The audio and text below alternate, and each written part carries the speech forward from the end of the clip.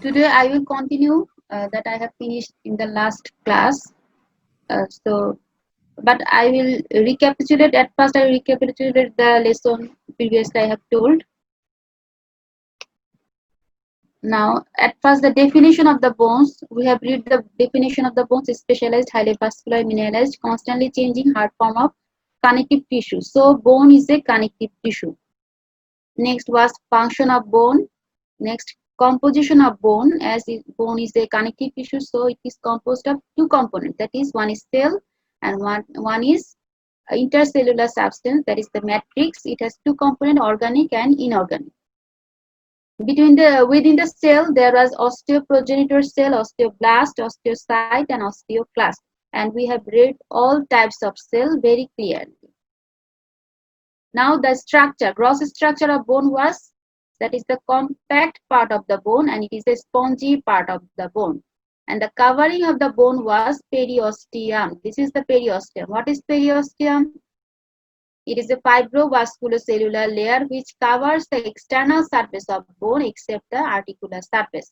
It was the periosteum, and it is the compact part of the bone. We are seeing that there is Haversian system or osteon, and it is a spongy part. Periosteum, it is a fibrovascular cellular layer. It has two layers. Function of periosteum. And next, the classification of bone. There are varieties of classification according to position, according to ossification, and according to shape. According to position was axial and appendicular. This was the axial and appendicular. According to ossification, membranous, cartilaginous, and membranocartilaginous. According to shape was long bone, short bone, flat bone, irregular, and pneumatic sesamoid. What was pneumatic bone? The bone where there is presence of air sinus is known as the pneumatic bone, such as maxilla, sphenoethmoid. What is sesamoid bone? The bone which is formed from the friction of a tendon, such as patella and pisiform. Patella is formed from the tendon of quadriceps femoris. So it is known as the sesamoid bone, and there is no periosteum in the sesamoid bone. Within the typical long bone, there is within the long bone, there is typical long bone, miniature long bone, and modified long bone. Why it was miniature? Because it has one epiphysis. But in typical long bone, there is two epiphyses in two ends. What is modified long bone? Where there is no medullary cavity. So in a structure of a long bone, there will be two epiphyses at two ends, and there will be medullary cavity at shaft. This is the typical long bone. Two end. This is the shaft containing medullary cavity, and two end developed from epiphysis, and the shaft was developed from diaphysis. So this is a parts of a growing long bone. The ends of a long bone which develops from secondary ossification center is called the epiphysis, and the shaft of the bone develops from primary ossification center was a diaphysis. It was like a tree. That is, the stem is formed first, so it is the primary ossification center, that is the diaphysis, and then the branches, which is from the secondary ossification center. So it is like a tree. Primary center appear before birth, secondary center appear after birth. There is some terms: epiphysis, diaphysis, metaphysis. Epiphysis, a plate of cartilage. Blood supply of a long bone. What was the blood supply? That is the nutrient artery which gives the inner 2/3 of the cortex, and the periosteal artery gives the outer 1/3 of the cortex. These were the main arteries, nutrient and periosteal, and other arteries are epiphyseal, metaphyseal. Very important picture: microscopic structure of a compact bone. This is the compact part of bone, and what is the main thing of microscopic structure? That is the Haversian system. It is one of the Haversian system or osteon. It is one of the Haversian system. It is one of the Haversian system. What is Haversian system? That is, it is a system, or it is a complex formed by Haversian canal, lamella, lacuna, Boxman's canal. It is the Haversian system. The bones are arranged in a number of cylindrical units called the Haversian system, and these are the parts of Haversian system.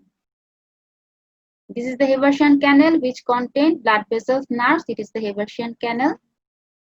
Next, the lamella, the layers of bone surrounding the Haversian canal. It is the lamella, and there are varieties of lamella. That is the interstitial lamella, circumferential lamella, outer circumferential and inner circumferential. Beneath the periosteum, it is the outer circumferential, and surrounding the endostem, it is the inner circumferential lamella. This is the lamella. In between the lamella, there is lacunae, and from the lacunae, there is radiating channel known as the canaliculi in this picture. This is the Haversian canal.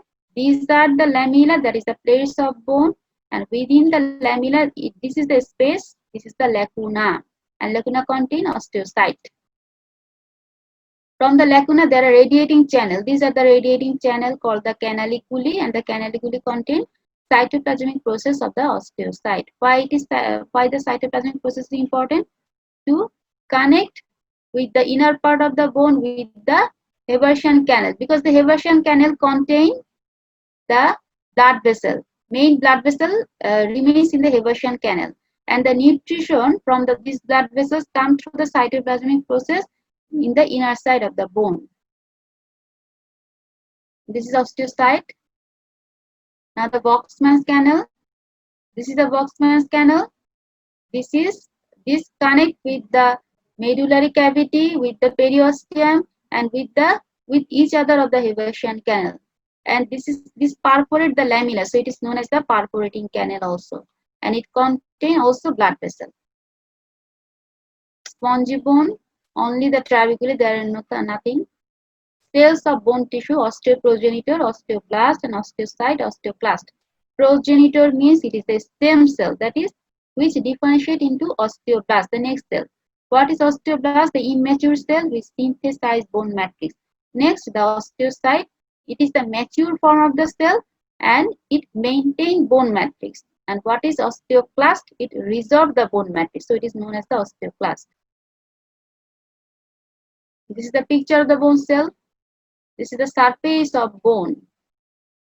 So these are the osteoblast cells. That is, these are the cuboidal or columnar shape, and they synthesize bone matrix. This is the osteocyte. They remain in the lacuna and surrounded by the mineralized bone matrix. It is the osteocyte. They maintain bone matrix. And these are the osteoclast located in the house shaped lacunae, and it is a multinucleated cell. Why it is multinucleated? Because of development. It is formed from bone marrow derived cell. These are from the stem cell or mesenchymal cell, but this is derived from bone marrow derived cell or mononuclear phagocytic system.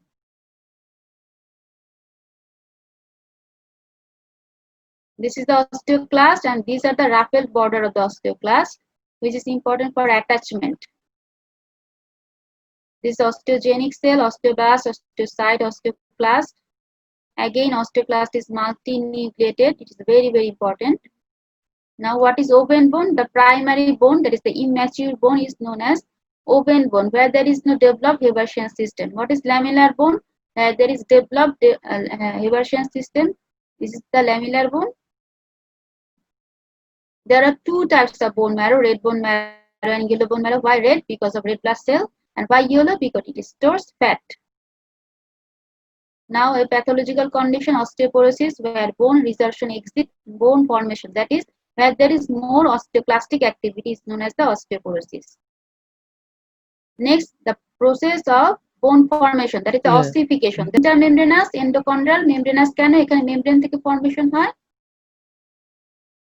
ঠিক আছে, এই যে একটা membrane, mesenchymal stem cell থেকে membrane formation হয়েছিল. These are the osteoblast, secret unmineralized bone matrix, that is the osteoid. Next, osteocyte when interact with the mineralized bone matrix, and there is formation of trabeculae and contain blood vessel. This is the periosteum, and the outer part become more condensed and form compact part, and inner part is spongy part. Next, endochondral ossification. Why chondral? Because it is developed from a cartilaginous model. At first, cartilaginous model, then blood vessel invade cartilage, the cartilage model disappear, and there is appearance of epiphysis and diaphysis, and union of the epiphysis with the diaphysis. It is the endochondral ossification. Ossification center was 2. আচ্ছা, growing end of long bone, that is, it is always located opposite to the direction of nutrient foramen. ওই ক্লাসে জিজ্ঞেস করেছিলে না তোমরা যে nutrient ফোরামেনের ডিরেকশনে কেন, opposite ডিরেকশনে কেন থাকে? এটা তোমাদের জুবায়ের স্যার একটা খুব সুন্দর ভিডিও বানাবে, তোমরা ওখান থেকে অ্যান্সারটা পেয়ে যাবে ইনশাআল্লাহ। Direction of nutrient foramen dictum theory. আচ্ছা, law of union of epiphysis, the epiphyseal center which appears first unites last with the diaphysis. It was the law of union of epiphysis. একটা violation of law ছিল আবার, fibula. এই ক্লাসগুলো সব করানো হয়েছে, আমি জাস্ট এতক্ষণ রিক্যাপিচুলেট করলাম, কারণ অনেকদিন ঈদের ছুটি ছিল, এই জন্য কিছুটা মনে করিয়ে দিলাম আর। আচ্ছা, আজকে আমার নতুন টপিক কি? গ্রোথ অফ লং বোন। There are two methods of growth of long bone. একটা হচ্ছে appositional growth and another is endochondral growth. What do you mean by appositional? That is, it comes from deposition. অর্থাৎ বোনের appositional growth এর মাধ্যমে কি হয়? It increase the diameter of bone. So it causes deposition of new bone cell on the surface. That is, see the steps of the appositional growth. At first, osteoblast on the surface proliferate. That is, bone surface osteoblast থাকে, এটা প্রথমে proliferate হয়, it becomes to osteocyte, and again there is formation of new bone. That is, the bone deposited on the surface of the bone, and thus it increases the diameter. So it is called the appositional growth. Then the endochondral growth. Why endochondral? Chondral means cartilage. That is, where the cartilage is located, that is the epiphyseal plate. So endochondral growth occurs at the epiphyseal plate and it causes increase in length of a long bone. This is the picture of epiphyseal plate and there are 5 zones. That is, from superficial to deep. This side is for epiphysis and this side is for diaphysis. So from superficial to deep, there are 5 zones. Zone of resting cartilage, zone of proliferating cartilage, zone of hypertrophic cartilage, zone of calcified cartilage, and zone of ossification. What do you mean by resting? Resting means there is no action, that is, there is no proliferation or hypertrophy. So it is the zone of resting cartilage. The cartilage cells only rest here, then there is no proliferation. Next zone is zone of proliferating cartilage. What is proliferation? That is increase in number of cells. So it is the zone of proliferating cartilage. And see, there are stacks of cells like a column of cells. This is the zone of proliferating cartilage. Next, the zone of hypertrophic cartilage. That is, there is increase in size of the cell. Why there is increase in size? Because there is accumulation of glycogen in the cytoplasm. So it is the zone of hypertrophic cartilage. Next, the zone of calcified cartilage. Why calcified? Because when the cartilage cells hypertrophy, they become dead. So there is calcification and that is the zone of calcified cartilage. And when the cartilage cells died, there is appearance of blood vessels to give them nutrition. And through the blood vessels, the osteogenic cell come to the zone and there is zone of ossification. Again, zone of resting cartilage, no proliferation. Zone of proliferating cartilage, there is proliferation, there is increased number of cells. Zone of hypertrophic cartilage, there is increased size of the cell. Calcified cartilage, that is, there is calcification, that is, the cells are died. And then zone of ossification, blood vessels appear and through the blood vessels, the osteogenic cell come to the zone. Resting, no cellular proliferation. Divide rapidly and there is a stacks of cell. Swollen, why swollen? Because cytoplasm accumulate glycogen. Zone of calcified cartilage, there is apoptosis of chondrocyte. This is a new term. What is apoptosis? That is the programmed cell death is called the apoptosis. That is, the cells are died. It is the programmed cell death is called the apoptosis. Then zone of ossification. The capillaries appear and through the capillaries, the osteoprogenitor cell come to the zone. Now, what are the factors affecting bone growth? There are some factors such as nutritional, hormonal, genetic, and mechanical. Within the nutritional factor, there are vitamin A, there is vitamin C, and there is vitamin D. What is why vitamin A is important? Because it balances the activity of the osteoblast and osteoclast. So there is coordination between the osteoblastic activity and osteoclastic activity for this vitamin A. And why vitamin C is important? Because it causes synthesis of the organic matrix. It maintains the activity of the synthesis of the organic matrix. And the third one is vitamin D. Why vitamin D is important? Because vitamin D causes absorption of calcium through the intestine, and calcium is important for mineralization of bone. So when there is deficiency of vitamin D, there is deficiency of mineralization of bone, and it causes a clinical condition. In case of adult, it is called osteomalacia, and in case of children, it is called rickets. I'll see later in next slide. So there are three factors, that is the vitamin A, vitamin C, and vitamin D. Vitamin E maintain the activity of osteoblasts and osteoclasts. Vitamin C cause synthesis of organic matrix, and vitamin D cause mineralization of bone. Now the hormonal factor, pituitary, parathyroid, and sex hormone. These also help growth of the bone. Genetic factors caused by autosomal dominant inheritance and some mechanical factors. These are the factors affecting bone growth. Now, what is osteomalacia? In case of adult, when there is inadequate or delayed mineralization due to deficiency of vitamin D, it is called osteomalacia, and the bone becomes soft, flexible, and brittle and deformed. So it is osteomalacia. And in case of children, the same term in case of children is called ricket.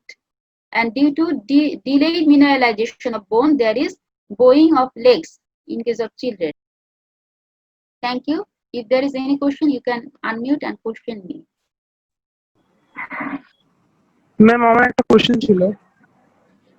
বলো। Ma'am cytoplasmic process of osteocyte and অস্টিওসাইটের মধ্যে difference কি? দেখো, এটা হচ্ছে osteocyte. হ্যাঁ, osteocyte থেকে যে প্রসেসগুলো বের হয়ে আসছে এটা কিন্তু সাইটোপ্লাজমিক প্রসেস। তাহলে অস্টিওসাইট নিজে থাকে ল্যাকুনাতে বসে, কিন্তু প্রসেসগুলো জাস্ট চলে যায় ক্যানালিকুলি দিয়ে। অস্টিওসাইট করে বোন মেইনটেইন। হ্যাঁ, ওর কাজ হচ্ছে বোন মেইনটেইন করা, কিন্তু এই যে সাইটোপ্লাজমিক প্রসেসগুলো চলে গেল, ওর কাজ হচ্ছে এই যে এটা যে হেবার্সিয়ান ক্যানেল, এখানে কি থাকে বলো তো? এখানে থাকে ব্লাড ভেসেল, তাই না? এখানে থাকে ব্লাড ভেসেল। এই ব্লাড ভেসেল থেকে নিউট্রিশনটা ভিতর দিকে যেতে হবে তো, কিন্তু কিভাবে যাবে? এই বোন ম্যাট্রিক্স গুলা কিন্তু থাকে মিনারেলাইজ। তাহলে মিনারেলাইজ থাকার কারণে এখান থেকে সরাসরি ডিফিউশনের মাধ্যমে বোন ম্যাট্রিক্স যেতে পারে না। এই যে সাইটোপ্লাজমিক প্রসেসটা চলে যায়, এই সাইটোপ্লাজমিক প্রসেসের মাধ্যমে নিউট্রিশনটা হেবার্সিয়ান ক্যানেল থেকে ভিতরের দিকে চলে যায়। ঠিক আছে, ডিফিউশনের মাধ্যমে যেতে পারে না ডিউ টু ক্যালসিফাইড বোন ম্যাট্রিক্স। প্রসেসটার কাজই হচ্ছে ক্যানালিকুলি দিয়ে যে এই নিউট্রিশন গুলোকে নিয়ে আসা বা কমিউনিকেশন মেনটেন করা, কোনো ধরনের কমিউনিকেশন মেনটেন করে সে।